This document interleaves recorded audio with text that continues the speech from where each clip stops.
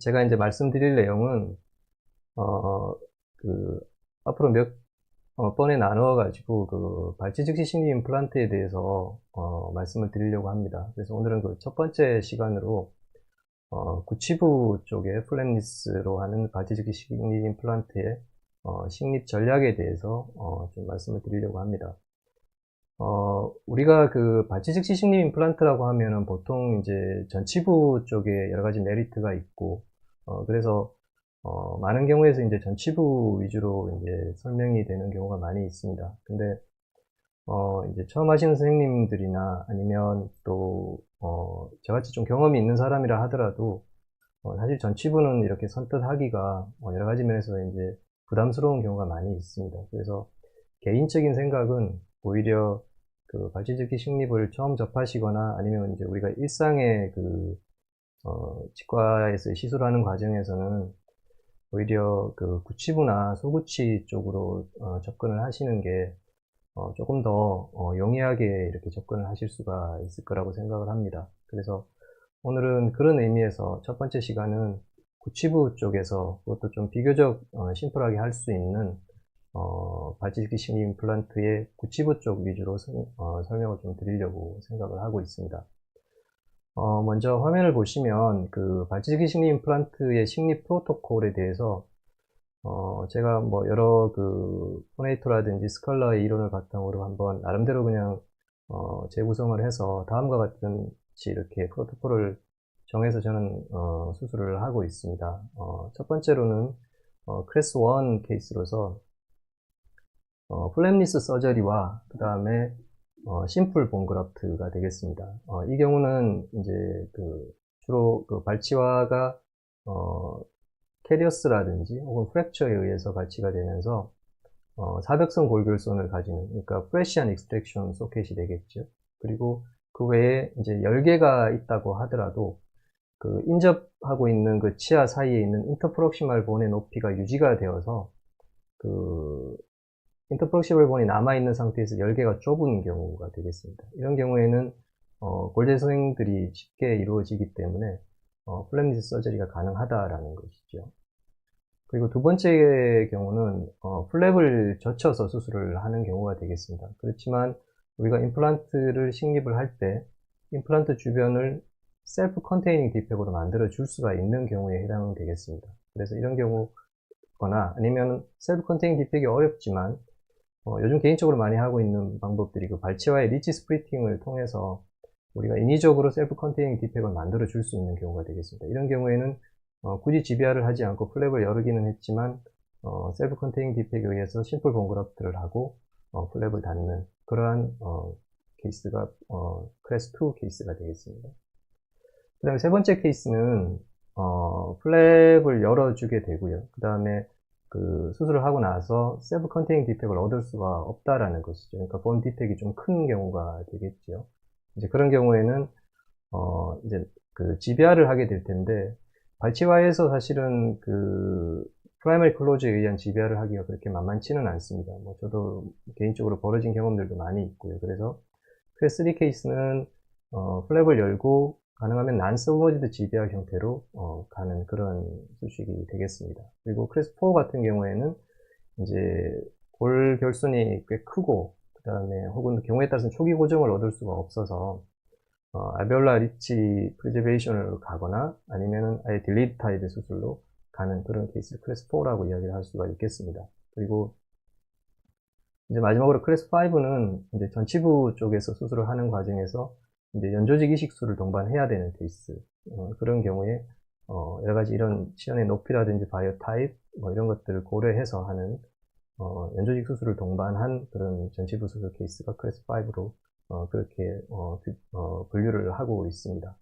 그래서 오늘 이제 주로 말씀드릴 내용은 심플한 케이스죠. 클래스 1 케이스의 플랩리스 서저리와 심플 본 그라프트를 하는 케이스로서, 케이스는 제가 대략 한 5케이스 정도 준비를 했습니다. 뭐 오늘 시간이 어떻게 될지는 모르겠지만 가능하면 빨리 좀 진행을 해보도록 하겠습니다. 그리고 거기에 따른 문헌고차를 좀 말씀을 드릴까 합니다. 오늘 첫 시간이기 때문에 앞으로 이제 발치즉시 식립에 대한 이야기들 계속 해나갈 때 기본적인 에비던스라든지, 그리고, 기본적으로 우리가 선생님들께서 알아야 될 부분들에 대해서 한꺼번에 좀 오늘 말씀을 드려야 될 것 같아서, 문헌고찰을 조금 넣어봤습니다. 그래서 케이스를 보면서 그때그때 필요한 문헌고찰을 좀 하고 넘어가도록 그렇게 하겠습니다. 먼저 첫 번째 케이스는 이제 베이직 케이스가 되겠습니다. 소구치와 대구치 발치 즉시 식립 임플란트의 케이스로서 플랩리스 케이스가 되겠습니다. 먼저 술전 사진이 되겠습니다. 환자분이 이런 상태로 내원을 하셨습니다. 브릿지가 있었는데 루트 캐리어스에 의해 가지고 프랙처가 일어난 것이고요. 44번, 46번 다 루트 캐리어스 우리가 볼 수가 있습니다. 그래서 술전 CT를 보면 먼저 46번 같은 경우에 약간의 페리피컬 리전이 있지만 거의 인텍트하다고 볼 수가 있고요. 그 외에는 특별한 문제점을 발견할 수는 없습니다. 비교적 발치직시 식립의 심플한 케이스가 되겠습니다. 두 번째는 이제 44번이 되겠죠. 이 경우는 CT상에서 보시면 페리피컬 리전이 이렇게 보여지고 있고요. 그 다음에 그 라비알 쪽에 있는 그 라비알 플레이트의 디센시가 관찰이 되고 있습니다. 그래서 그러면 이제 이렇게 그 감염이 되어 있는 발치와에서 우리가 과연 발치 즉시 식립을 해야 되는 경우가 많이 있는데 이런 경우에 이제 그것들이 과연 괜찮은지에 대해서 에비던스를 한번 살펴보고 넘어가도록 하겠습니다. 첫 번째 문헌 고찰이 되겠습니다. 2015년에 그 브루노가 발표한 그 이미디어트 임플란트를 감염 발치와에 식립을 하였을 때 시스테믹 리뷰 논문이 되겠습니다. 그래서 시스테믹 리뷰 논문이기 때문에 어느 정도의 의미가 있다라고 보여지고요. 그래서 뭐 시간 관계상 일단 결론만 좀 살펴드리면 대략 한 28개의 스터디를 갖다가 시스테믹 리뷰를 하였고요. 휴먼 스터디가 되겠습니다. 그래서 감염된 부위에 이미디어트 임플란트를 하게 되더라도 특별히 컴플리케이션이 증가되지는 않는다라고 이야기를 하고 있고요. 그 전제 조건이 무엇이냐 하면 일단 항생제, 안티바이오틱스를 넣어주는 것이 좋고요. 그 다음에 철저한 클리닝이 필요하다라고 이야기를 했고요. 그 다음에는 그 알베올라 그 소켓 안에 있는 데브리망이 철저하게 잘 이루어져야 된다. 이런 것들을 전제로 하였을 때 감염 발치와에서 이미디어트 임플란트는 큰 문제가 없다 이렇게 이야기를 하고 있습니다. 그래서 세 번째 결론을 보면 모든 스터디에 있어서 감염 발치와에 이미디어트 임플란트를 하였을 때 성공적인 결과들을 보여주고 있다. 그렇게 결론을 내리고 있습니다. 그래서 두 번째 단계는 이제 발치를 하고 그 다음에 그 남아있는 그 감염 사이트라면 그 불량한 유가 조직을 제거를 하는 것이 되겠죠. 그래서 이 부분이 사실 굉장히 중요한 부분입니다. 선생님들께서 대부분 다 아시고 계시겠지만 그 발치 즉시 식립을 위한 발치는 굉장히 젠틀하게 이루어져야 됩니다. 그래서 협측 골판이라든지 이런 부분들이 이제 손상이 되지 않도록 그렇게 하는 것이 굉장히 중요하다라는 것이죠. 그래서 그리고 이제 남아있는 불량 유가 조직과 감염원을 갖다가 철저하게 다 제거를 해줘야 됩니다. 그래서 이 부분은 오늘 뭐 시간 관계상 다 말씀을 드릴 수는 없고 다음번 강의가 아마 이제 감염된 그 발치와이스 임플란트 식립에 대해서 좀 더 자세하게 말씀을 드리려고 생각을 하기 때문에 다음 회차 때 한 번 더 자세하게 좀 말씀을 드리도록 그렇게 하겠습니다. 방법이라든지 그런 것들에 대해서. 그래서 이와 같이 이제 불량한 유가 조직을 제거를 하고 나서 그리고 이제 일반적으로는 이제 그 이와 같이 테트라사이클린 제제를 물에다가 소킹을 해서 한 그 발치와에 한 3에서 5분 정도 이렇게 놔두는 그런 것들이 레코멘데이션이 되고 있습니다. 이 부분에 대해서는 다음 회차 때나 이렇게 기회가 되면 다시 한번 말씀을 드리도록 하겠습니다. 그 다음 스텝은 뭐냐 하면은 이제 연조직의 두께를 측정을 해야 된다라는 것이죠. 그래서 연조직의 두께는 이와 같이 링구알 쪽 44번도 마찬가지고요. 그 다음에 44번 같은 경우에 이제 아까 전에 말씀드린 대로 그 바칼 플레이트의 디센시가 있기 때문에 이렇게 바칼 쪽에서는 이렇게 꽤 깊이 그 페리오플로브가 들어가는 것들을 볼 수가 있습니다. 그리고 6번 같은 경우에는 뭐 연조직의 깊이가 그렇게 깊지 않고요. 그래서 이렇게 연조직의 두께를 측정하는 것이 반드시 필요합니다. 그 이유는 뭐냐 하면 일단 연조직의 두께는 그림에서 보시다시피 필요 프로브로 측정하는 것이 가장 용이한 것 같고요. 그리고 그 플랩리스 서저리에 있어서 그 임플란트 식립의 기준점은 뭐냐면 연조직 탑이 되겠습니다. 그러니까 본이 아니라는 것이죠. 그 이유는 이와 같이 구치부에 이렇게 그 septum이 넓게 있는 이런 케이스들 같으면 본이 잘 보이기 때문에 우리가 비교적 본을 보면서 할 수도 있겠지만 그 소구치라든지 전치부 혹은 구치부에서 이렇게 그 septum이 없는 경우에는 본을 기준으로 임플란트 식립하기가 그렇게 용이하지가 않습니다. 그렇기 때문에 거의 대부분의 플랩리스 서저리에 있어서는 연조직 탑이 임플란트 식립의 기준점이 된다 이렇게 기억을 하면 좋을 것 같습니다. 그래서 식립 깊이는 진지바 마진을 기준으로 그 연조직의 두께 플러스 우리가 계획된 임플란트의 길이 플러스 한 1, 2mm 정도 좀 더 깊이 식립을 한다라고 생각하시는 것이 좋습니다. 그 이유는 여러 논문의 결과들을 종합을 했을 때 발치 후에 그 발치와의 수직적인 흡수는 거의 어떠한 폰그라프트에서도 막을 방법은 없고요. 대부분 한 1에서 2mm 정도 발치 후에 수직적인 흡수가 일어나는 걸로 되어 있습니다. 그래서 그런 것들을 감안했을 때 이런 정도의 깊이를 식립 깊이를 갖다 생각을 하시는 것이 좋을 것 같습니다. 그리고 이제 옆에 있는 44번과 같은 그런 케이스에서 바칼 플레이트에 디선시가 있는 경우에는 조금 더 깊이 들어가야 되는데 이 부분에 대해서는 뒤에 가서 다시 한번 설명을 해드리도록 그렇게 하겠습니다.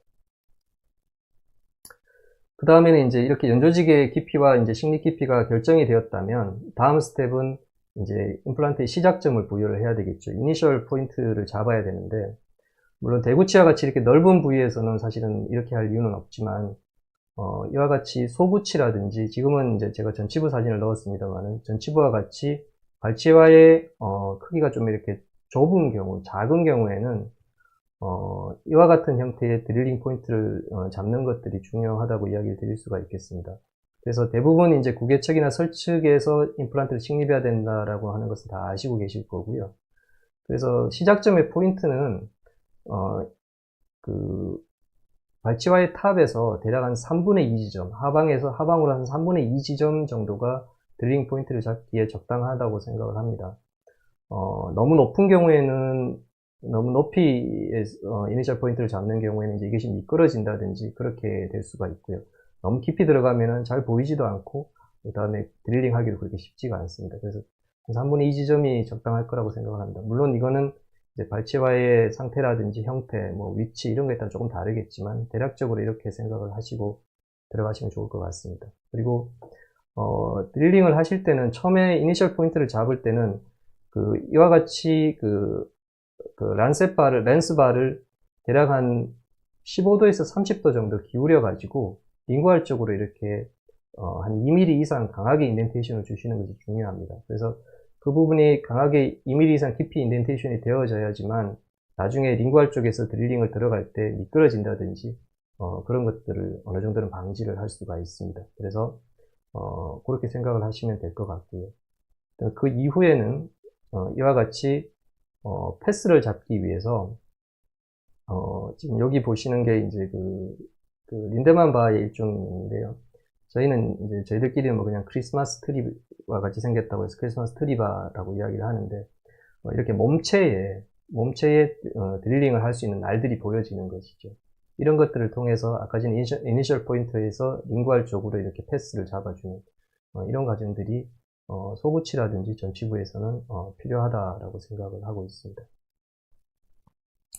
그렇게 해서 이와 같이 이제 드릴링을 했고요. 이와 같이 링구알 쪽으로 가능한 드릴링을 해주시는 것이 좋겠죠. 그 다음에 이제 임플란트를 식립을 하게 됩니다. 그래서 임플란트를 이렇게 식립을 하게 되었고요. 그 다음에 이와 같이 그 임플란트를 갖다가 그러면 이제 발치와에서는 어느 부위에 어떻게 식립을 할 것이냐, 어느 깊이로 식립을 할 것이냐 이런 부분들이 이제 어떻게 보면 발치 즉시 식립 임플란트의 성패를 좌우하는 가장 중요한 요소라고 생각이 됩니다. 그래서 이 부분에 대해서도 한번 우리가 살펴보고 넘어가도록 그렇게 하겠습니다. 네, 두 번째 문헌 고찰이 되겠습니다.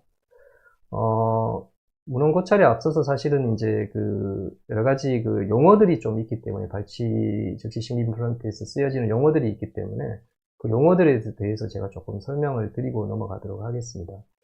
먼저 닥터 첸이 2005년에 발표한 논문에서 이와 같이, VDH, 라고 하는 용어를 했죠. Vertical Defect Height라고 해서, 임플란트를 식립 후에 발치와에 수직적으로 남는 디펙의 양을 이야기를 하고 있고요. 그 다음에, Horizontal Defect Width라고 해서, 임플란트를 식립을 하고 난 다음에, 라비알 쪽의 칼라에서부터의 이 디펙의 길이를 HDW로 정의를 하였습니다. 그리고, HDD, Horizontal Defect Depth라고 하는 것이 있습니다. 이 부분이죠. 죄송합니다. 이 방송 강의라서 더 많이 떨리고 그런 것 같은데. 예, 이와 같이 갭 디스턴스가 되겠습니다. 그래서, 이 라비알 플레이트와 임플란트의 라비알 면 사이의 거리를 이야기를 하고 있습니다. 그래서, 이제, 닥터 첸 같은 경우에 이제 이와 같이 정의를 하였고요. 그래서, 다음 슬라이드를 보시면, 이제 이것은 닥터 하야시가, 정의를 한 내용이 되겠는데요. 이 부분이 조금 더 이렇게, 임상적으로 적용하기가 좋고, 좀 더 이해하기가 용이하기 때문에, 제가 지금부터 말씀드린 내용에 있어서는 이 부분을 기준으로 해서 말씀을 드릴까 합니다. 그래서 지금 말씀드리는 용어들은 조금 기억을 하고 계시는 게, 뒤에 강의에서 좀 더 원활하게 소통을 할 수 있을 것 같습니다. 먼저 HDW라는 개념입니다. Horizontal Defect Width라고 하는데요. 근원심적 폭이라고 하는 것은 결국은 바칼 플레이트가 있다면 거기에 만약에 디선시가 있다, 열개가 있다면 그 열개의 크기를 말하는 것이죠. 그래서 Horizontal Defect Width는 바칼 플레이트의 디선시의 양이다, 이렇게 기억을 하고 계시면 좋을 것 같고요. 그 다음에 HDD라는 개념이 있습니다. Horizontal Defect Depth가 됩니다. 물생들께서 많이 알고 계시는 Gap Distance를 이야기를 하고 있습니다. 그래서 바칼 플레이트의 끝부분에서 임플란트의 라비알 끝부분까지 거리를 말하고 있습니다. VDH는 그렇게 많이 이제 언급이 되지는 않는 것 같습니다. 그래서 이 HDW와 DD는 기억을 하고 계시고요. 이 HDW는 쉽게 기억을 하시는 방법은 얘는 나쁜 거다. 그래서 얘는 어떻게든 작게 만들어줘야지 된다. 임플란트가 성공을 하려면 그렇게 기억을 하시면 좋고요. HDD는 좋은 것이다. 그래서 얘는 가능하면 좀 크게 만들어주는 것이 발치 즉시 임플란트의 성공에 도움이 된다. 이렇게 기억을 하시면 좋을 것 같습니다. 그래서 그 두 개의 관계들에 의해서 발치 즉시 식립 임플란트의 저술을 하고 있는 여러 논문들을 좀 살펴보면 2003년에 시로비 발표한 논문에 보면 이제 순축 골판에 삼벽선 골결선이 있는 증례에서, 그러니까 바칼 플레이트의 디선시를 말하는 거겠죠. 이런 경우에 HDD의 양을 크게 해주면 임플란트 주변에 보다 많은 골경성이 가능하다. 그러니까 아까 제가 HDD가 좀 좋은 거다, 얘는 크게 만들어줘야 된다, 이렇게 설명을 드렸었죠. 그 다음에 첸이 2005년에 발표한 논문에서 보면 HDW에 대해서 언급을 하고 있는데요. 이 HDW가 크게 되면 우리가 결국은 디선시가 크기 때문에 고리식도 하고 또 경우에 따라서 멤브레인을 써야 되는 경우가 많겠죠. 그런 경우에는 그럼에도 불구하고 임플란트 주변의 고령성이 그렇게 만족스럽지는 못하다, 이런 논문들을 발표를 하고 있습니다. 그리고 이제 에반스 등이 발표한 논문에서 보면 마찬가지로 HDD를 늘려주는 방법이 좋은 결과를 보인다라고 이야기를 하고 있습니다. 그래서 이와 같은 여러 논문들의 내용을, 에비던스를 종합을 하면 다음과 같이 말씀을 드릴 수가 있겠습니다. 발치 즉시 식립에 있어서 주변에서는 HDD가 커지고 HDD가 DW가 작아진다면 발치와 주변의 골 재생의 예지성이 높아진다, 이렇게 결론을 내릴 수가 있겠습니다. 아마 선생님들께서도 이 정도는 이 부분을 충분히 동의를 하실 거라고 생각을 합니다. 그래서 이제 하야시 책에서 제가 카피를 한 것인데요. 이와 같이 식립을 해주라는 것이죠. HDD가 조금 커지게 되는, 그러니까 임플란트는 링구알이나 팔라탈 쪽으로 가도록 그렇게 식립을 하고, HDW, 여기가 이렇게 보이는 게 디스턴시라고 판단이 되고요. 이 디스턴시가 작아지려면, HDW가 작아지려면 임플란트 식립 깊이가 조금 깊이 들어가면, 이제 작아질 수가 있겠죠. 그런 개념을 가지고 우리가 발치식 식립 임플란트에 접근을 하면 조금 더 예지성 있는 결과를 보일 수 있다. 이렇게 생각이 됩니다. 그래서, 실제로 한번 결과를 살펴보면, 이와 같은 그 바칼 플레이트 디스턴시가 있는 그런 케이스에서, 이거는 휴먼 케이스가 되겠습니다. 임플란트를 이런 식으로 식립을 한 것이죠. HDD가 이렇게 작고, HDW가 이렇게 크게 되는 이런 케이스가 되겠습니다. 그래서 HDW가 이렇게 크다는 것이죠. 이런 경우에, 이와 같이 이제 임플란트 주변에 골 형성이 일어나는 것이죠. 이렇게 스레드가 노출이 되고, 그 다음에 바칼 플레이트가 얇아지는 그런 현상을 우리가 볼 수가 있습니다. 그 두 번째는, 디스턴시가 비슷하게 있는데 위에 가고 봤을 때, 이와 같이 임플란트를 식립을 한 것이죠. 그래서 HDD가 크고, HDW가 작아지는 이런 형태로 우리가 그 임플란트를 식립을 하였을 때, 결과는 이렇게 된다라는 것이죠. 그래서 임플란트 주변에 만족스러운 비교적, 골 형성을 볼 수가 있다. 이렇게 말씀을 드릴 수가 있겠습니다. 그래서 결국은 이 이야기를 종합을 하면, 우리가 발치식 식립 임플란트에서 임플란트를 식립을 하고, 그 다음에 그 갭이 생기게 되는데, 그 갭이 생기는 부분들을 가능하면 셀프 컨테이닝 디펙으로 만들어주자. 이런 것들로 요약을 할 수가 있겠습니다. 그래서 이런 개념이 되겠죠. 이 그림을 보시면 이제 선생님들께서 이 그림의 오리엔테이션을 좀 생각을 해 보십시오. CT라고 생각을 하고 CT를 잘랐다고 생각을 하였을 때, 사지탈 뷰로 잘라가지고 이쪽이 메지알, 이쪽이 디스탈이 되겠습니다. 그리고 여기 디스턴시가 이렇게 V 쉐입으로 있는 그런 양상을 볼 수가 있습니다. 이 부분이 이제 HDW를 표현하는 것이 되겠고요. 그 다음에 이제 이 부분은 코로날 섹션이 되겠습니다. 그래서 이렇게 잘랐다고 생각을 했을 때 이쪽이 바칼, 이쪽이 링구알이 되겠습니다. 그리고 이와 같은 디스턴시가 있는 상황이 되는 것이고, 이것이 이제 HDD가 되겠습니다. 그래서 이렇게 되었을 때 우리가 임플란트를 대략 이렇게 식립을 하였다고 보면, HDW가 크고 이와 같이 HDD가 작은 형태의 식립이 된다라는 것이죠. 그러면 이렇게 했을 때 이 갭을 갖다 우리가 본 그래프를 한다고 봤을 때는 셀프 컨테이닝 디펙이 아니라 여기다 물을 채운다고 생각을 하면 물이 여기까지밖에 안 차겠죠. 나머지는 물이 쏟아질 거 아니겠습니까? 그러니까 이렇게 되는 경우에는 셀프 컨테이닝이 아니기 때문에 GBR도 해줘야 되고 여러 가지 부가적인 치료들을 해야 된다라는 것이죠.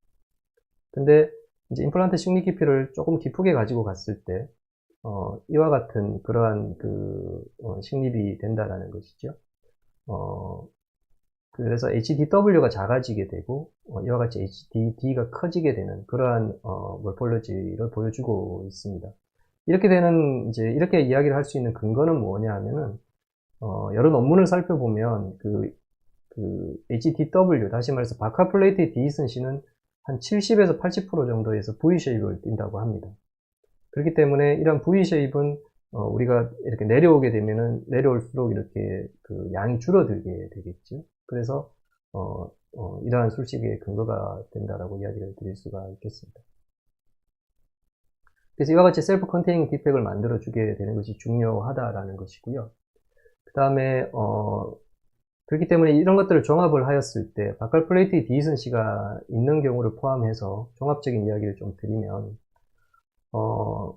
예를 들어서 HDW가 우리가 임플란트를 식립을 하고 난 다음에 커졌다면은 결국은 이때는 멤브레인을 사용한 GBR을 해줄 수밖에 없다라는 것이지요. 그래서 제가 앞에서 처음에 말씀드린 그 프로토콜에서 클래스 3 케이스에 해당이 되겠습니다. 이런 경우라면.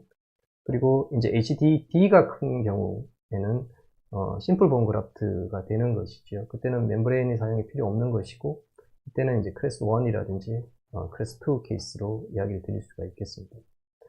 이 클래스 이야기는 빼고 나머지 이야기들은 닥터 하야시가 2005년에 발표한 논문에서 제가 말씀을 드리는 것입니다. 그렇게 해서 이와 같이 이제 임플란트 식립 위치라든지 깊이는 대략 그렇게 이런 것들을 기준으로 이제 이렇게 정리를 하시면 될 것 같고요. 그래서 이제 이렇게 임플란트를 식립을 하고 나서요. 그래서 바칼 플레이트 46번 같은 경우에는 바칼 플레이트가 인택트한 경우이기 때문에 결국은 뭐 이런 복잡한 HDD, DW의 관계들을 사실은 우리가 굳이 이야기를 안 해도 될 것 같고요. 진지바 높이가 대략 한 3mm 정도 됐었고, 그 다음에 아까 전에 제가 처음에 말씀드린 대로 서브크레스탈로 수직적인 흡수를 고려해서 한 1, 2mm 정도 깊이 들어가는 것이 좋다고 말씀드렸기 때문에 대략 진지바 탑에서 한 5mm 정도의 그 임플란트가 식립되는 것들이 좋겠다, 이렇게 말씀을 드릴 수가 있겠습니다. 그렇게 식립이 되었고요. 예, 이와 같이 이제 HDD가 굉장히 크지요. 이런 경우라면 셀프 컨테이닝 디펙으로서 비교적 손쉽게 본들이 만들어진다, 이렇게 말씀을 드릴 수가 있겠습니다. 그 다음에 이제 디슨씨가 있는 이 44번이 이제 좀 문제인데요. 그러면 이제 여기는 어떻게 이제 우리가 식립을 해야 될 것이냐를 좀 살펴보면, 이와 같이 임플란트를 식립을 하게 되고요. 했을 때 이 HDD의 거리가 대략 한 4mm 내외 정도 될 것 같습니다. 그리고 임플란트가 식립되어져 있는 위치, 그 수직 위치에서의 HDW의 거리를 잡았을 때 여기도 대략 한 4mm 내외 정도가 될 것 같습니다. 그러니까 HDD와 DW가 거의 동일하게 되는 그 식립 위치가 이 위치라는 것이죠. 뭐 이거는 이제 식립하고 나서 이제 결과적으로 제가 다시 말씀을 드리는 건데요. 그래서 44번 같은 경우에는 HDD와 DW가 같게 되는 부위의 링구알 쪽에 임플란트를 식립을 하게 되고, 그걸 역으로 추산해 봤을 때 대략 어떻게 되느냐 하면은 진지바 두께가 대략 여기도 한 3mm 정도가 나왔고요. 그 다음에 이렇게 식립된 그 깊이를 살펴보면 대략 링구얼 크레스탈 하방으로 서브 크레스탈로 대략 한 2mm 정도. 그래서 진지바 탑에서 대략 한 5mm 정도 위치가 HDD와 DW가 같아지는, 최소한 같아지는 그러한 임플란트 식립 위치다. 이렇게 말씀을 드릴 수가 있겠습니다. 이 설명이 좀 이렇게 처음 설명하는 첫날이고 또 처음 설명하는 거라서 굉장히 좀 장황하게 느껴지시고 헷갈리기도 하고 이렇게 되실 수도 있는데요.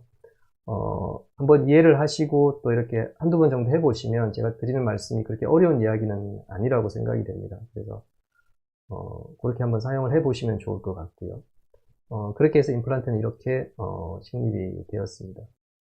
그러면 이제 이와 같이 이렇게 식립을 하기 위해서는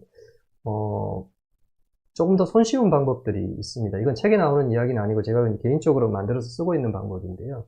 그 CBCT, 선생님들 요즘엔 대부분 이제 CT를 가지고 계시니까요. CBCT를 이용을 해서 이렇게 바깥 플레이트 디슨씨가 있는 경우에 CT를 이용해서 미리 대략적인 식립 깊이를 결정을 하고 들어가자라는 것이죠. 그래서 그 방법에 대해서 좀 설명을 해드릴 거고요.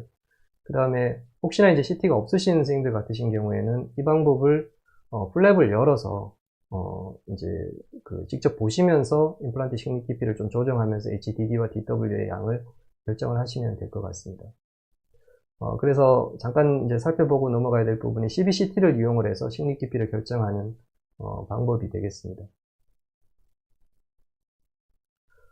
먼저 그 앞에서 제가 보여드린 44번의 그 CT상의 사진입니다. 이것은 그 호리존탈 컷이 되겠습니다. 이와 같이 그 알베올라 본의 외형이 이렇게 되어 있고요. 그 다음에 치아의 외형이 이렇게 있습니다. 그래서 전체적인 그 알베올라 본의 바코링구알의 다이아메터는 대략 한 8.3 정도가 나왔었고요. 그러면 이제 우리가 임플란트를 이제 링구알로 만약에 식립을 하게 된다면 44번과 같은 소구치에서는 대략 보통 한 4mm 정도 다이아메터의 임플란트를 식립을 하게 될 것입니다. 그러면 그 4mm 다이아메터에다가 그 링구알 쪽에서 그 번들본의 그 양이 한 0.5mm 됩니다. 이 번들본은 거의 필수적으로 발치 후에 이제 흡수가 되는 양이라고 이야기를 하지요. 그래서 그 부분에 대해서는 혹시나 다음번 또 기회가 있으면 제가 다시 한번 설명을 해드리겠습니다. 그래서 0.5 정도를 더해서 대략 한 4.5mm 정도의 길이를 확보를 하는 것이 중요하고요. 그렇게 하였을 때 이와 같이 임플란트를 식립을 한다고 봤을 때 앞에서 말씀드린 개념에서 이 HDD의 거리가 대략 한 3.73 정도가 나오게 됩니다.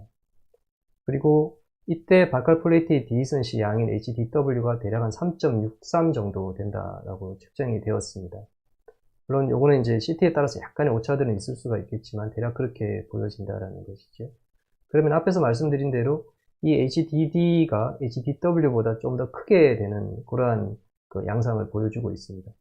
그렇게 되었을 때, 이렇게 되었을 때 수평 위치에 해당하는 임플란트의 수직적인 깊이를 알고 들어가면 되겠죠. 그래서 이렇게 수평 컷을 하였을 때의 수직 위치는 대략 이렇게 된다라는 것이죠. CT상에서 코로나 섹션에서 보면 이 빨간 라인, CT, 알베올라 본의 그 페리피컬 리전이 보이고, 그 다음에 치아의 형태가 이렇게 되어 있고요. 그래서 이렇게 커팅을 하였을 때 앞에서 보신 수평 그 형태의 수평 위치 결정의 그러한 형태가 나온다라는 것이지요. 그래서 그때의 링구알 크레스트에서 요 빨간 라인까지 거리를 측정하면 대략 한 2mm 정도가 되어지는 것이죠. 그래서 이렇게 해서 대략 우리가 링구알 쪽 그 크레스트에서 대략 얼마 정도의 임플란트 깊이로 들어가는 것이 좋을까, 이런 것들을 결정을 하고 들어간다면 바칼 플레이트 디선시가 있다 하더라도 그 식립 깊이를 결정하는 것이 조금 더 용이하게 할 수가 있습니다.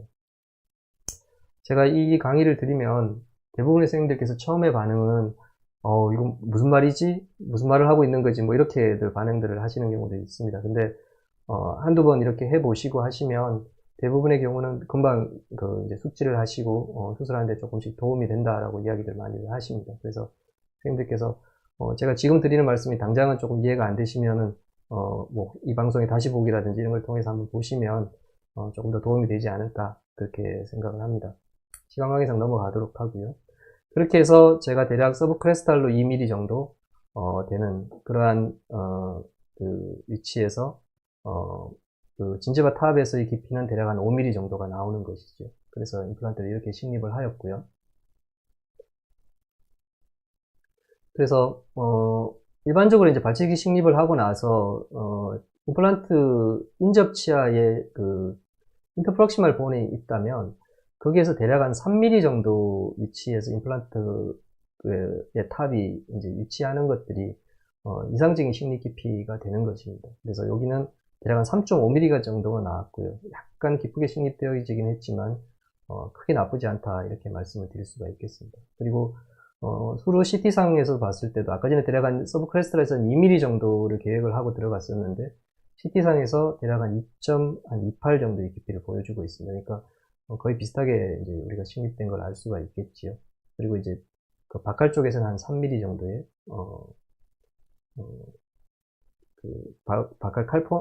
바칼 발코니를 볼 수가 있고요.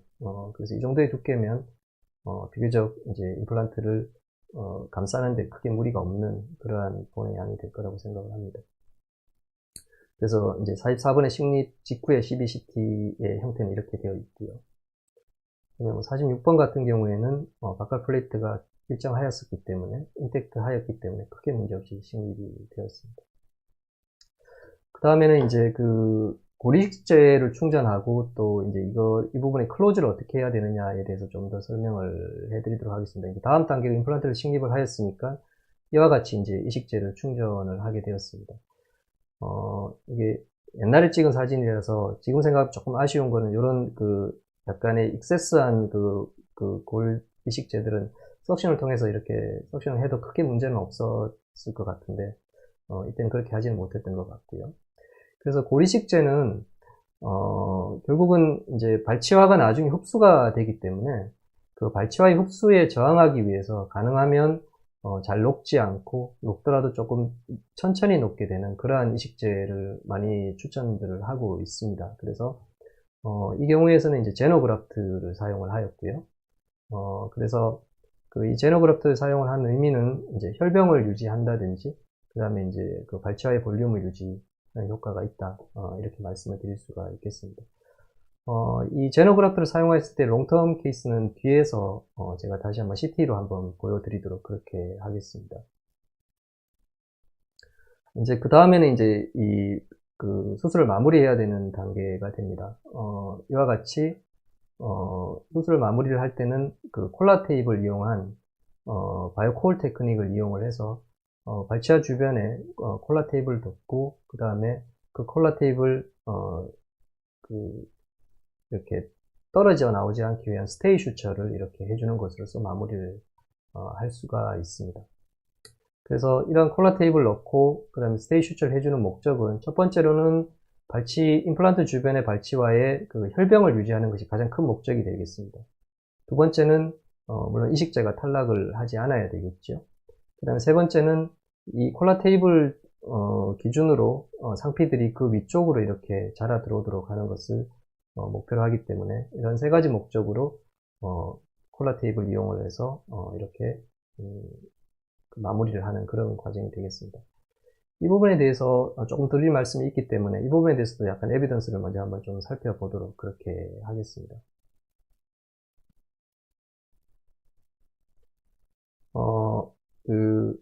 제가 이제 여러 강의에서 말씀드리는 게 이제 발치와의 연조직을 이제 프라이머리 클로즈를, 하지 않으셔도 된다.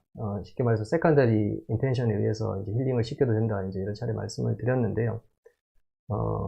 제가 제 혼자만 그렇게 자꾸 이야기를 하면 또 저 사람만 이야기를 하는 건가 이렇게 생각하실 수도 있기 때문에, 이 내용은 김도영 선생님께서 쓰신 책에서 제가 발췌를 했습니다. 그래서 이 책에 나온 내용은 마찬가지로 2000년대에 들어오면서 여러 문헌들이 이제 보고가 되는 과정에서 no primary wound closure에 대해서 그렇게 하더라도 크게 문제가 없다 이렇게 보고들이 많이 올라오고 있습니다. 그리고 발치화가 잘 치유되기 위해서는 사실은 이제 우리가 고리식제를 많이 쓰거나 연조직을 당겨가지고 꼭 밀폐를 하거나 이런 문제보다는 혈병이 잘 유지되는 것이 굉장히 중요하다라는 것이죠. 그래서 발치화 주변에서 혈병을 유지하는 것은 정말 우리가 목숨처럼 그렇게 사수해야 되는 그런 부분이 되겠습니다. 그래서 앞에서 말씀드린 바이오콜 테크닉을 이용을 해서 슈처를 해주고 하는 것들이 결국은 이 혈병이 떨어지지 않도록 하는 그런 것들이 가장 큰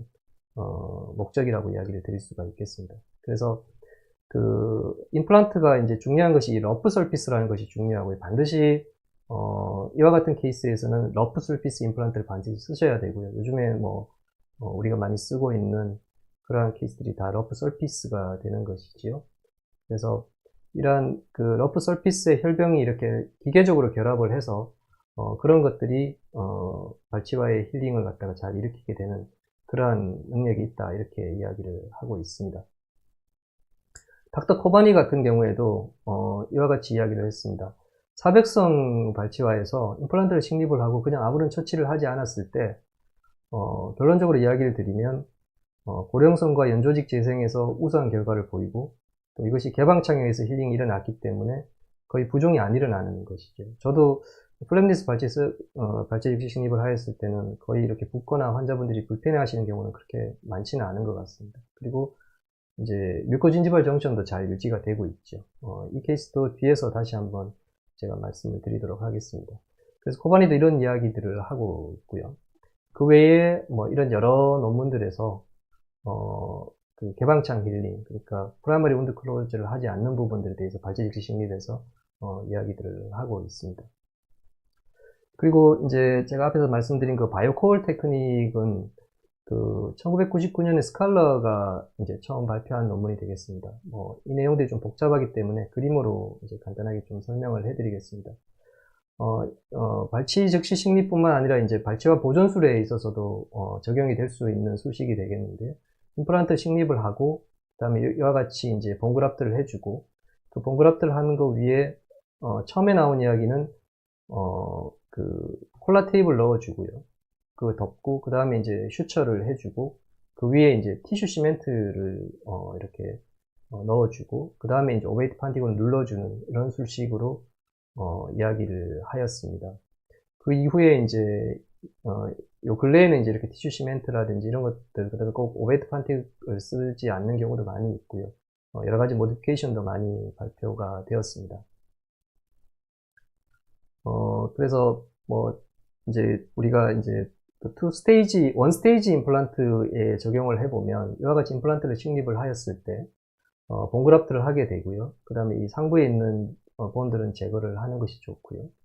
그 다음에 힐링을 달고, 그 다음에 이 공간을 죄송합니다. 네. 이 공간을 이렇게 콜라 플러그를 넣어서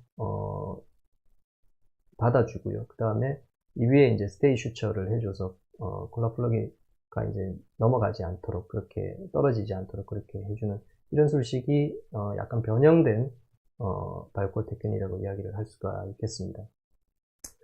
그 외에 이제 다른 참고적인 그 몇 가지 말씀을 좀 드리면, 발치와에 있어서 그 힐링이 일어나는 과정 속에서 그 상피가 이렇게 덮이는, 그 발치와가 상피가 덮이는 그 기간이 대략 한 3에서 5주 정도라고 합니다. 그래서 제 경험상 대략 한 3주 전후에서 발치와의 그 상피는 덮이는 것 같습니다. 그리고 대략 한 8주 정도, 그러니까 2달 정도 지났을 때 기본적인 본들은 차올라 오는 것 같고요. 그 본들이 리모델링 되는 기간은 대략 한 16주 정도 된다라고 합니다. 그래서 요 세 가지 정도는 우리 선생님들께서 그 발치 즉시 식립을 하신다면 좀 기억을 하고 계시는 게 중요할 것 같습니다. 혹시 기회가 되면 이 부분에 대해서 다시 한번 케이스 디스커션에 대해서 통해서 한번 말씀을 드릴까 합니다. 그리고 이제 우리가 딜레이드 타입으로 갔을 때 대략 발치와에 있는 우리 선생님들 대부분 알고 계시는 그 힐링 커패시티는 대략 한 8주 정도 지속이 된다라고 합니다. 그래서 만약에 딜레이드 타입으로 수술을 하신다면은 대략 6주에서 8주 사이에 열어서 수술을 하시게 되면 좀 더 좋은 결과들을 보인다. 실제로 논문에서도 그렇게 이야기를 하는 논문들이 꽤 있고요. 그래서 이런 것들도 좀 기억을 하시면 좋을 것 같고, 그 다음에 그 상피가 이렇게 프라이머리 클로즈가 일어나는 것이 대략 한 3에서 4주라고 말씀을 드렸고요. 그 상피가 이제 뭔가 기능을 할 수 있을 정도의 강도를 가지려면 대략 한 8주, 그러니까 2달 정도까지 지나면서 이제 머추레이션이 일어난다라는 거죠. 그래서 딜레이드 타입에서는 한 8주 전후에서 앞에서 말씀드린 것 같이 이렇게 수술을 하신다면 상피의 강도라든지 그 다음에 힐링 커패시티를 이용하는 그런 일석이조 효과를 누리실 수가 있다, 이렇게 말씀을 드릴 수가 있겠습니다. 그렇게 해서 이와 같이 우리가 이제 앞에서 여러 가지 그 에비던스를 말씀드린 것들을 바탕으로 힐링되는 사진을 보면 한 1개월 정도 지났을 때 대략 이런 정도의 힐링들이 일어났습니다. 그래서 어태치드 진지바들이 잘 형성이 되어 있는 그런 양상을 볼 수가 있겠습니다. 그래서 이 부분에 대해서 우리가 조금 더 살펴보도록 하겠습니다. 마지막 문헌 고찰이 되겠습니다. 좀 지루하실 것 같은데 빨리 살펴보고 넘어가도록 그렇게 하겠습니다. 이 세컨더리 인텐션에 의한 힐링에 대해서 우리 선생님들께서 잘 알고 계시는 타나우가 발표한 논문이 있습니다. 2011년에 발표한 논문인데요. 결국은 이런 이야기가 되겠습니다. 우리가 플랫 클로즈를 하지 않고 개방창으로 힐링을 시킨다. 즉, 세컨더리 인텐션에 의해서 우리가 힐링을 시켰을 때 과연 그 힐링이 잘 일어나느냐, 그리고 또한 그렇게 된다면 어떤 시퀀스에 의해서 이런 현상들이 일어날 것이냐에 대한 논문이 되겠습니다. 지금 보시는 사진은 논문에 나오는 사진을 제가 카피를 한 것이고요. 타나우가 이렇게 임플란트를 식립을 하였습니다. HDD가 대략 한 4.2mm 정도 되는 캐나인 23번이 되겠습니다. 그리고 이 발치장에 아무것도 하지 않았습니다. 그래서 관찰을 했는데요. 대략 한 일주일 정도 지났을 때 이런 정도의 힐링이, 피브린 클롯이 형성이 되었고요. 대략 한 9주 정도 지났을 때 이와 같은 클로즈가 일어났죠. 그러니까 앞에서 제가 보여드렸던 그 사진과 거의 유사한 그러한 힐링이 일어나는 것을 우리가 알 수가 있습니다. 그래서 이 논문에서 언급하고 있는 임플란트는 이 임플란트가 되겠습니다. 23번 임플란트가 됩니다. 그래서 이와 같이 바칼 쪽에 대략 한 3mm 정도의 충분한 본 볼륨을 가지고 있고요. 아무것도 하지 않았다라는 것이죠. 임플란트만 심고 나서. 그 다음에 페리오프루브에 의해서도 진지바 파켓이 한 3mm 정도로 유지가 되는 그런 과정들을 거치고 있습니다. 근데 이 임플란트를 이제 제거를 했습니다. 왜 제거를 했냐면은 보시다시피 이 끝이 붙어버렸죠. 그러니까 식립 방향이 좋지 않아서 타나우가 이걸 제거를 하고 임플란트를 이와 같이 다시 그 옆에 식립을 했고요. 이걸 참 어떻게 제거했는지 잘 모르겠지만 어쨌든 깔끔하게 잘 제거가 된 것 같고, 이와 같이 식립을 하고 이 임플란트는 조직학적으로 다시 이제 점검을 했던 것이죠. 그래서 이런 형태의 조직학적 소견이 나왔습니다. 그래서 잠깐 살펴보고 넘어가면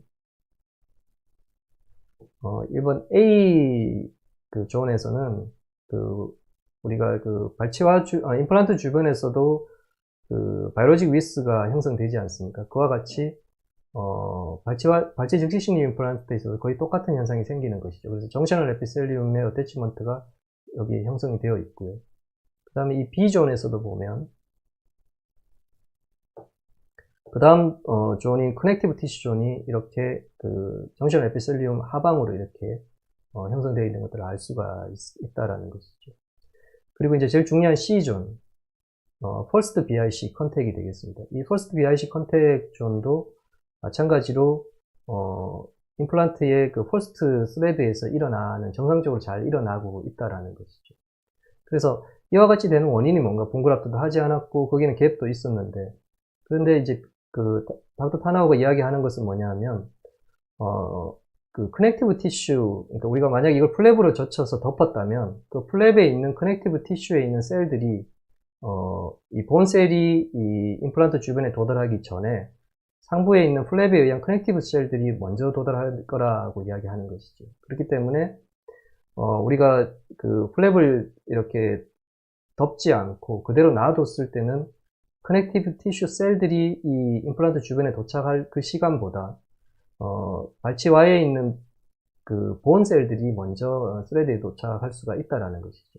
그렇기 때문에 이렇게 펄스 스레드에서 임플란트 BIC 컨택이 퍼스트 BIC 컨택이 일어난다, 이렇게 이야기를 하고 있습니다. 그래서 이런 이야기를 하고 있습니다. 노 프라이머리 클로즈가 혹은 플랩이 굉장히 크리티컬한 역할을 한다, 이렇게까지 닥터 타나우는 이야기를 하고 있습니다. 그래서 이 부분은 넘어가도록 하고요.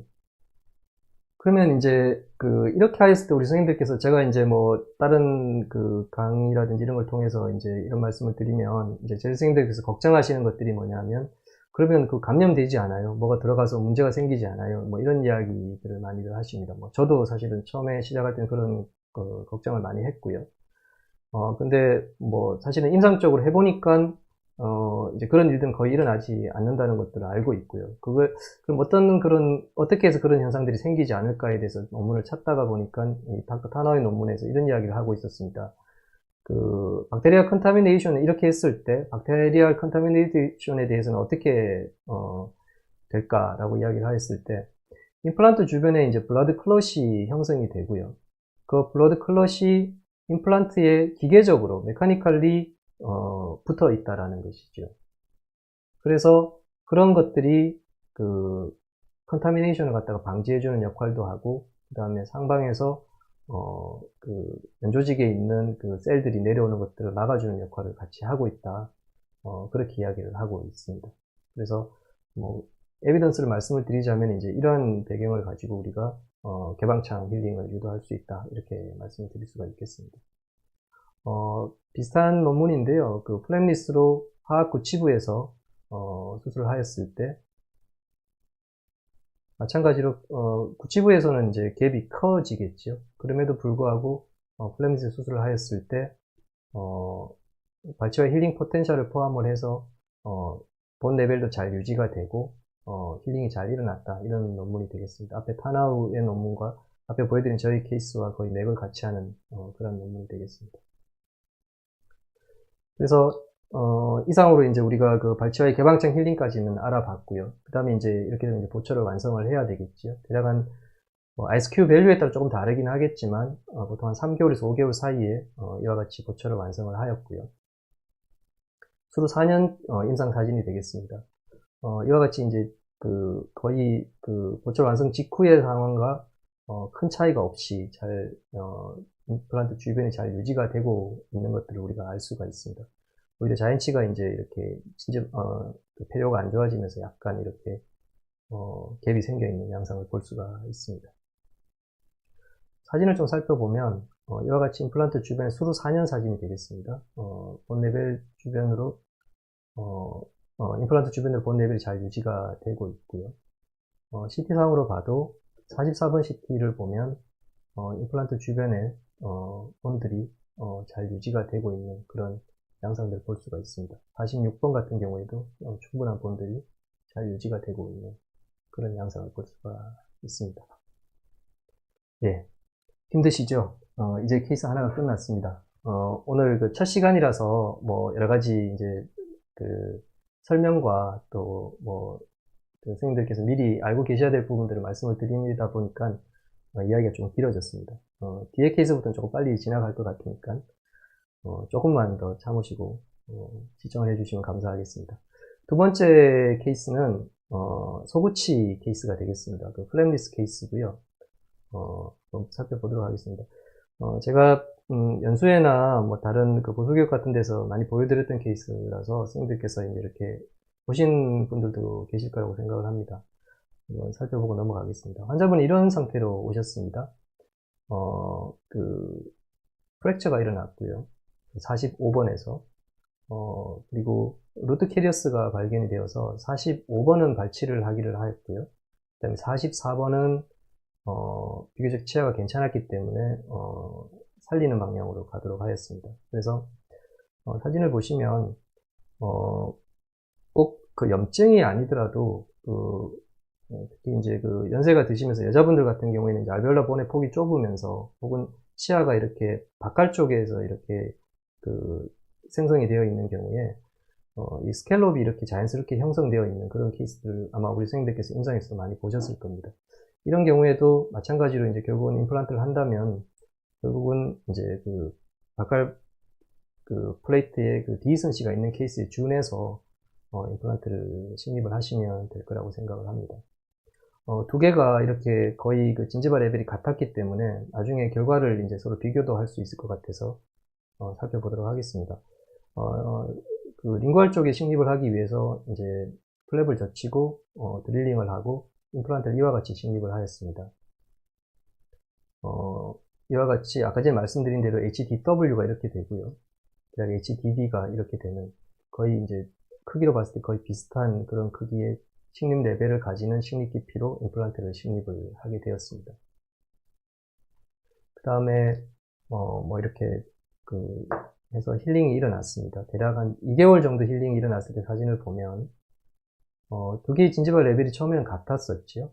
근데 임플란트가 약간 링구알로 식립이 되면서 자연스럽게 이러한 크리핑이 일어나게 됩니다. 그래서 뭐 이건 특별한 현상이 일어나는 것들은 아니고요. 뭐 교정을 통해서 치아가 링구알 쪽으로 이동이 되거나 임플란트가 링구알 쪽으로 식립이 되었을 때는 이런 자연스러운 크리핑 현상이 일어나는 것들은 우리 선생님들께서 대부분 다 알고 계실 거고요. 예, 그 다음에 이제 CT상에서 이렇게 바깥쪽에 봉그라프트가 되어 있는 상황이고요. 그래서 대략 한 5개월 정도, 환자분이 조금 늦게 오시는 바람에 한 5개월 정도 기다렸다가 이렇게 그 보초를 완성을 하게 되었습니다. 두 개가 같은 레벨이었는데 자연치보다 조금 더 예쁜 그런 형태로 임플란트가 완성이 되었습니다. 그리고 본도 임플란트 주변에서 잘 유지가 되는 그런 양상을 볼 수가 있습니다. 그래서 대략 한 8개월 지났을 때 사진으로 주변의 임플란트 주변에 엔도직들이 잘 유지가 되는 양상을 보여주고 있습니다. 본 레벨도 잘 유지가 되고 있고요. 엑스레이상에서. 지금 한 7년 이상 팔로업이 되고 있는데 제가 사진은 6년 5개월째 찍은 사진을 보여드리겠습니다.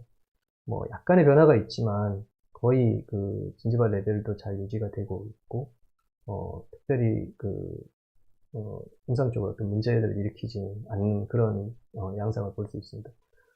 이런 것들은 이제 플랩리스로 수술을 했기 때문에 그 임플란트 주변의 연조직들을 거의 손을 대지 않았기 때문에 자연스러운 힐링들이 일어난다 이렇게 말씀을 드릴 수가 있겠습니다. 그리고 진지발 정션도 비교적 잘 유지가 되고 있는 그런 양상을 볼 수가 있습니다.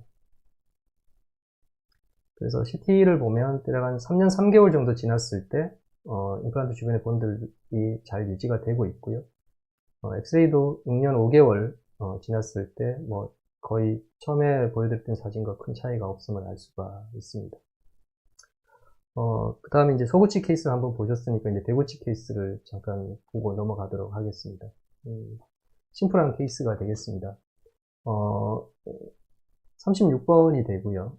루트 캐리어스에서 발치를 하게 되었는데 이때 발치를 할 때 제가 앞에 말씀드린 것처럼 젠틀한 발치가 굉장히 중요하고 바깥 플레이트를 유지하는 것이 인텍트하게 유지하는 것이 굉장히 중요하기 때문에 뭐 다들 아시겠지만 치아를 발치를 할 때는 오돈텍토미를 바코링구알로 해서 프랙처는 메저 디스탈로 이렇게 프랙처를 시켜서 각자 빼내는 것들이 중요하고, 이때 발치와의 그 커베이처나 이런 것들을 잘 보시면서 힘을 주는 방향을 결정하시는 것이 중요할 것 같습니다. 그래서 이와 같이 이제 이렇게 발치가 이루어지게 되면 이런 케이스들은 바칼 플레이트도 인텍트하고 그 다음에 septum도 굉장히 굵고 좋기 때문에 발치 즉시에 굉장히 좋은 인디케이션도 되고 또 결과도 비교적 좋은 경우가 많이 있습니다. 그래서 앞에서 말씀드린 대로 이와 같이 진지바 탑이 기준이 돼야 되기 때문에 식립 깊이가 진지바의 높이를 링구알과 바칼에서 측정을 하게 되고, 그 다음에 임플란트는 이런 경우에는 중앙이나 약간의 메지알, 그리고 바칼보다는 링구알 쪽에 약간 치우쳐서 식립을 하는 그런 식립이 좋을 거라고 생각이 됩니다. 그래서 이와 같이 임플란트를 식립을 하였고요. 그래서 앞에서 말씀드린 대로 바이오콜 테크닉에 의해서 힐링을 유도하였습니다. 개방창으로. 그래서 대략 한 2주 정도 지났을 때 이러한 힐링이 일어납니다. 제가 발치와는 대략 한 3주 정도 전체 발치와는 다 걸리고요. 이와 같이 원스테이지로 갔을 때는 이제 상피가 이제 이동해야 될 양이 줄어들기 때문에 대략 한 2주 전후 하면은 어느 정도 안정된 양상들을 좀 보여주고 있다. 이렇게 말씀을 드릴 수가 있습니다. 그래서 최종적으로 보철은 이렇게 완성을 하였고요. 뮤코 진지벌 정션이 잘 유지가 되는, 앞에서 제가 말씀드린 것처럼 잘 유지가 되고 있고요. 서로 2년 정도 지났을 때 임상 사진인데, 마찬가지로 잘 유지가 되고, 그 다음에 초진 시의 상황과 비교하였을 때도, 뮤코 진지벌 정션도 잘 유지가 되고, 임상적으로도 크게 문제 없이, 환자분이 잘 쓰고 계시는 그런 상황이 되겠습니다. 엑스레이를 살펴보면, 죄송합니다. 보철 완성 직후의 사진이고요. 그 다음에 수로 2년 정도 지났을 때 사진이 되겠습니다. 본 레벨도 잘 유지가 되고 있는 그런 양상을 볼 수가 있겠습니다. 예, 그래서 이상으로 이제 베이직 케이스는 마무리하도록 하고요. 이제 조금 이렇게 어려운 케이스들, 어드밴스된 케이스들을 잠깐 살펴보고 마무리하도록 하겠습니다. 먼저 이제 소구치 발치 케이스가 되겠는데요. 바칼 플레이트의 데이선시 양이 좀 큰 케이스가 되겠습니다. 그리고 페리오적으로도 많이 안 좋았던 케이스였고요. 그 다음에 이 케이스에서 우리가 살펴볼 거는 그러면 발치 즉시 식립 임플란트 고리식제가 과연 장기적으로 봤을 때 어떤 변화를 갈 것이냐, 이런 부분에 대해서도 덤으로 한번 살펴보고 넘어가도록 하겠습니다. 이제 술전 사진이 되겠습니다. 그 환자분이 이제 그 페리오에 의해서 치아가 14번 치아가 되겠는데요. 많이 동요도도 심했고, 그 다음에 거의 플로팅에 가까운 그런 상태로 내원을 하셨습니다.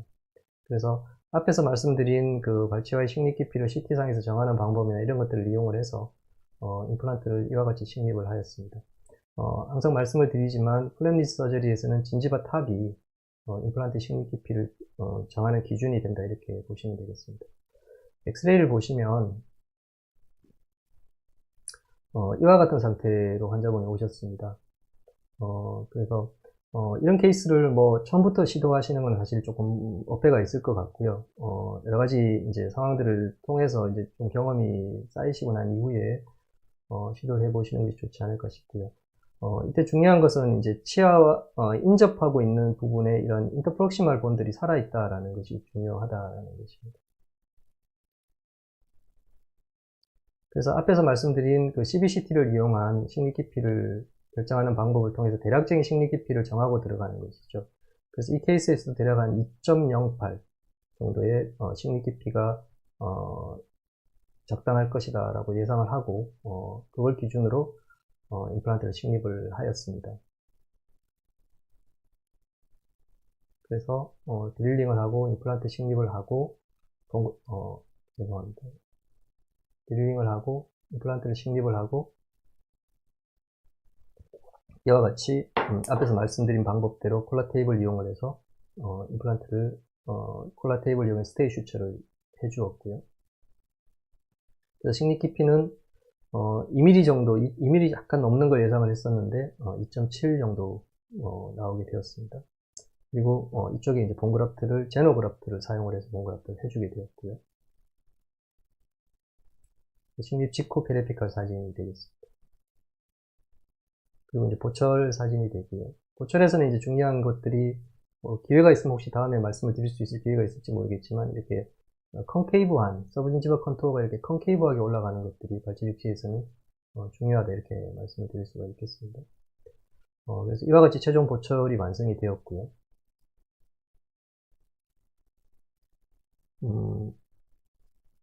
그 수술 직후의 CBCT 사진이고요.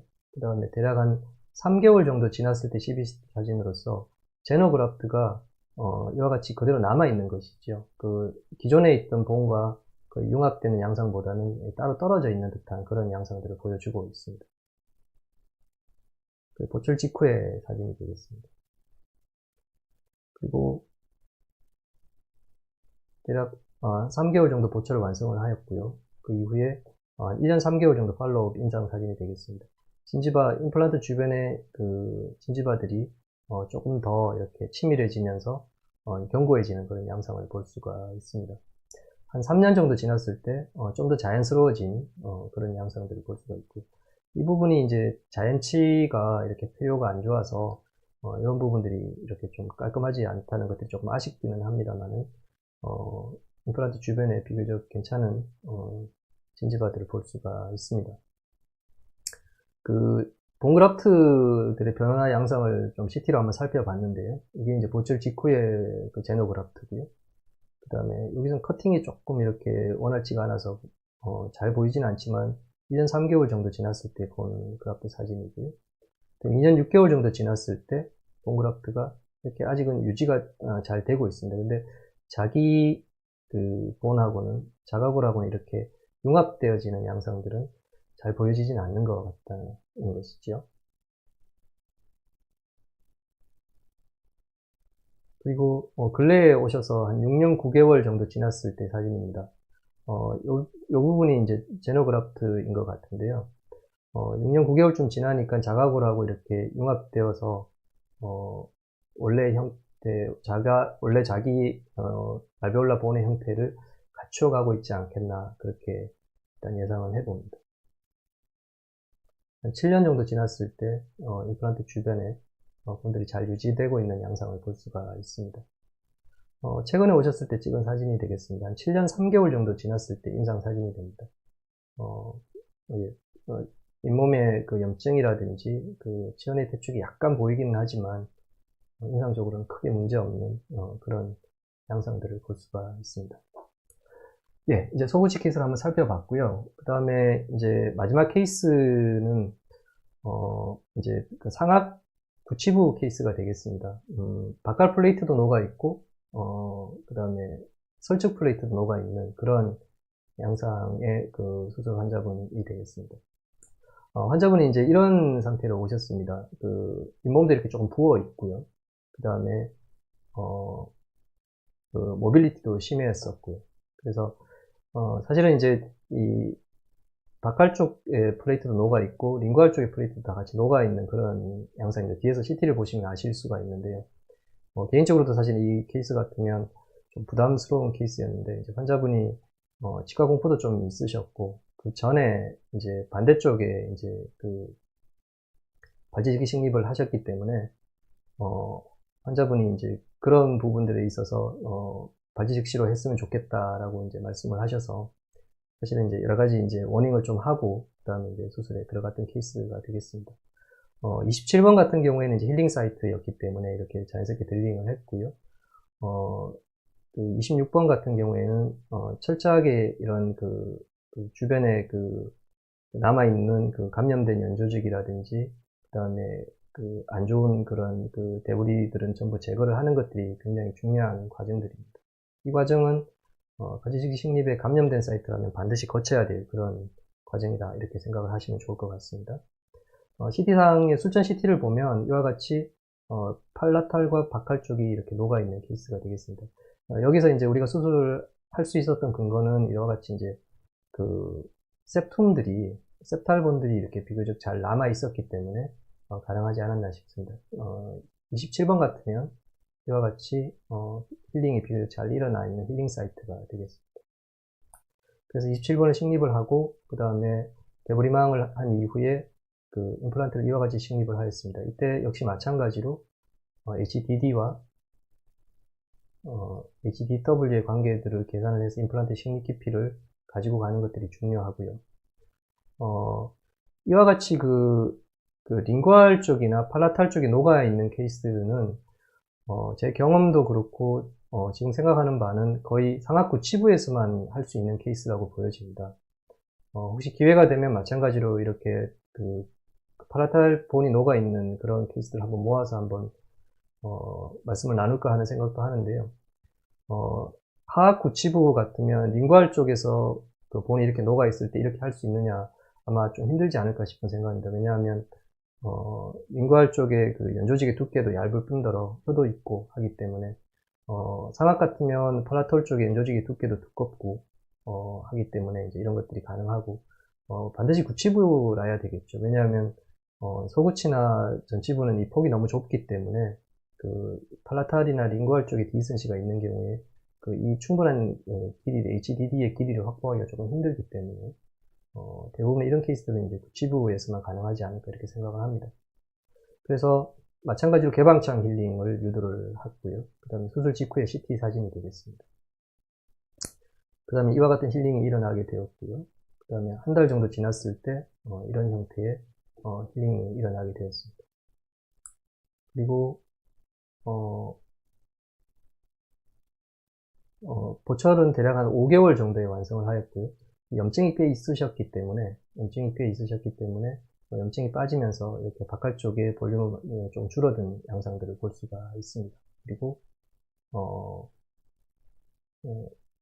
임상적으로 봤을 때도 임플란트 주변의 진지바들이 비교적 잘 유지가 되는 그런 양상을 보여주고 있습니다. 초진과 비교하였을 때 이런 정도의 힐링을 보여주고 있고요. 약간 롱텀 팔로업 사진들을 좀 보면 보출 직후에 스레드 주변에 양상이 되겠고요. 본의 양상이 되겠고요. 그 다음에 CT상으로 26번 사진 되겠죠. 1년 경과 사진입니다. 비교적 팔라탈 쪽에서도 임플란트 쪽으로 본들이 잘 유지가 되고 있는 양상을 볼 수가 있습니다. 이것은 대략 한 3년 정도 경과되었을 때 사진입니다. 코티칼 본의 양상이 조금 부족하긴 하지만 비교적 임플란트 쪽으로 본들이 잘 유지가 되고 있고요. 대략 한 4년 정도 지났을 때의 임상 사진이 되겠습니다. 처음에 보셨던 것과 거의 크게 차이 없이 염증이나 이런 것들 소견 없이 임플란트가 잘 유지가 되고 있고요. 수술 4년 정도 지났을 때 26번과 27번의 CT 소견이 되겠습니다. 임플란트 주변의 본들이 비교적 잘 유지가 되고 있는 그런 양상을 볼 수가 있습니다. 5년 4개월 지났을 때 임상 사진이 되겠습니다. 이와 같이 비교적 잘 유지가 되고 있고요. CT와 그 다음에 그 페리피컬 사진상에서도 본 레벨이 비교적 잘 유지가 되고 있다 이렇게 판단이 됩니다. 최근에 오셨을 때 7년 7개월 정도 지났을 때 사진이 되겠습니다. 비교적 잘 유지가 되고 있고 환자분도 상당히 만족스럽게 잘 쓰고 계십니다. 임플란트 주변에 코티칼 본도 이렇게 형성이 되어 있고요. 본 레벨도 잘 유지가 되는 그런 양상을 보여주고 있습니다. 예, 그래서 이상으로 오늘 제가 말씀드릴 내용들을 말씀을 드렸고요. 이야기가 조금 길어졌지만 테이크홈 메시지를 마지막으로 마무리하도록 그렇게 하겠습니다.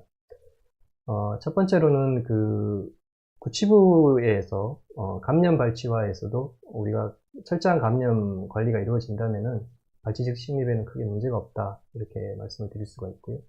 그 다음에 구치부 플랩리스 수술에서는 기본적으로 개방창 힐링을 유도하는 것이 좋다라는 것이죠. 물론 GBR을 하는 케이스라면 이제 그 난서머지드 GBR 형태로 이렇게 플랩을 덮여줘야 되겠지만 일반적인 경우라면은 가능하면 개방창 힐링을 유도하는 것이 더 좋을 것이다 이렇게 말씀을 드릴 수가 있고요. 구치부 발치식 식립에 있어서 식립 위치와 깊이는 기본적으로 이제 HDD를 좀 크게 해주고 그 다음에 그 열개가 있는 경우에는 HDW를 작게 해주는 그래서 임플란트 식립 깊이를 약간 깊게 가지고 가주는 것들이 임플란트 주변에 셀프 컨테이닝 디펙을 만들어주게 되고 이러한 것들이 좀 더 예지성 있는 임플란트 주변의 골 형성을 보여줄 수 있다. 이렇게 말씀을 드릴 수가 있겠습니다. 예, 이상으로 제 강의는 오늘 마무리하도록 하겠습니다. 경청해 주셔서 감사합니다.